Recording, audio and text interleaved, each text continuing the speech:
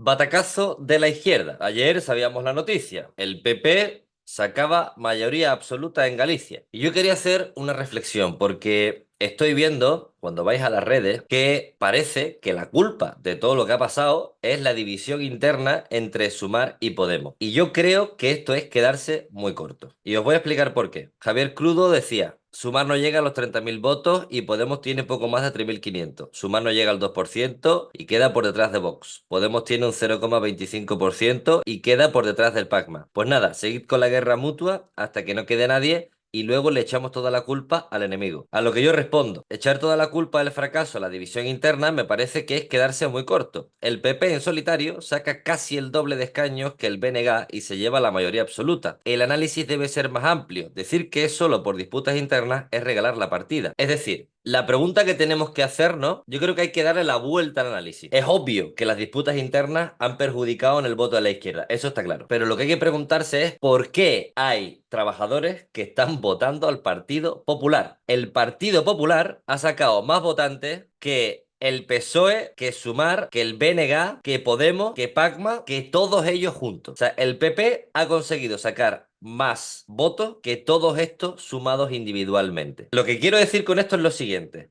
si el problema es la disputa interna a la izquierda, o el problema era la candidata, que no había candidato, que no se estaba presentando bien el proyecto. Si el problema era ese, ¿por qué la gente no ha votado al BNG? Que sí que tenía un proyecto sólido, que sí que tenía una candidata muy reconocible como Ana Pontón. Y sin embargo, el PP le saca casi el doble al BNG. Y es cierto que el BNG ha recogido el voto de parte de esa izquierda, pero la pregunta que subyace en el fondo es la misma. ¿Por qué la gente, por qué mucha clase trabajadora decide votar al Partido Popular en Galicia en contra de sus propios intereses y no vota, por ejemplo, al BNG, que sí que tiene un proyecto más de izquierda? Esa es la pregunta que nos tenemos que hacer de fondo. Con la crisis de los pellets, el partido político más corrupto, que acapara el 86% de la corrupción en todo el país. Feijóo amigo de narcotraficantes, da igual, el PP sigue sacando mayoría absoluta. Y esa es la reflexión que tenemos que hacer. Pero esto no es solo para Galicia, esto aplica en todos lados. Tendrá que ver que el Partido Popular ha regado de dinero público a los medios de comunicación previamente a esas elecciones gallegas. Llegaba este tuit: en la televisión gallega hablan de debacle del BNG con los mejores resultados del nacionalismo gallego en su historia. 4 años más de Matrix. Pero vemos cómo los medios de comunicación y cómo el Partido Popular ha ido actuando en esa red clientelar, regando de dinero público a todos esos actores sociales que podían conseguir movilizar el voto hacia el Partido Popular. ¿Cómo es posible que un trabajador termine votando a un partido político que defiende los intereses de las grandes empresas? ¿Cómo es posible que un trabajador termine votando a un partido político que pretende recortar en sanidad, en educación, en pensiones? Un partido político que lleva más de una década recortando en Galicia. ¿Es que la gente es tonta? No. Como diría José Luis San Pedro, la gente está manipulada. No hay democracia en España, pero fuera tampoco, fuera tampoco. ¿Dónde está la democracia? Es que por ejemplo, se concibe la votación del pueblo italiano por un señor como Berlusconi. Es que después de demostrarse que el ataque de Bush a Irak por unos medios de destrucción masiva, según él decía, era una mentira y aquello era inaceptable por completo, se reelige con votación a Bush. ¿Es que la gente está loca? No, es que está manipulada. La opinión pública no es la opinión pública, no es el resultado del pensamiento reflexivo de la gente. Y eso pasa por dos razones. Una, porque no estamos en general educados para pensar, eso que exigía yo antes, del pensamiento propio, del pensamiento crítico. La gente no razona, no piensa. Ahora mismo, frente a unas elecciones, la gente no piensa, no hace una razón, no hace un análisis, un estudio racional, decir esto es mejor, esto es peor. No, se hace sobre todo por razones viscerales, por las características del que habla, por la voz que tiene, por las mentiras que cuenta y se aceptan, etc. Esa es una razón. Y la otra es que el poder existente, que hoy es el poder económico, el poder exigente, domina los medios de información e inculca a la gente las ideas por los medios de información. La gente hoy juzga sobre todo por lo que ve en televisión o por lo que lee en los periódicos, pero sobre todo por lo que ve en televisión. Y vota según lo que ve y lo que le dicen en televisión. Y no piensa para nada en lo que le ocultan.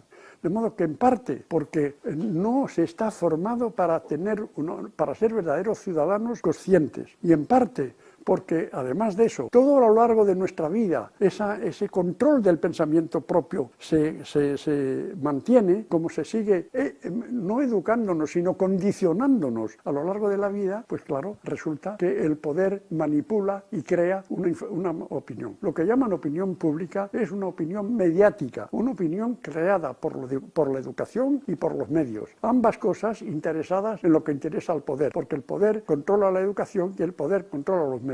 Nada más. Porque para tú votar a un partido que pretende recortarte, por ejemplo, en sanidad, donde va tu padre, donde va tu madre, donde va tu hermana, donde te has operado tú, donde tú has tenido acceso a ese servicio que pagamos entre todas y todos.